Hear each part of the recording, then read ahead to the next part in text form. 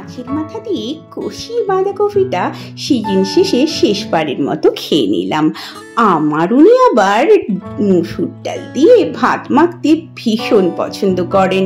শিম করছে টাটা, তাই ভেজে শেষবারের মতো আদর দিলাম। এটা কার প্রিয় জানি না, তবে আমার কিন্তু ভীষণ প্রিয় লাউয়ের খোসা ভাজা লঙ্কা আর পেঁয়াজ দিয়ে। কি গো, ভালো লাগে নাকি?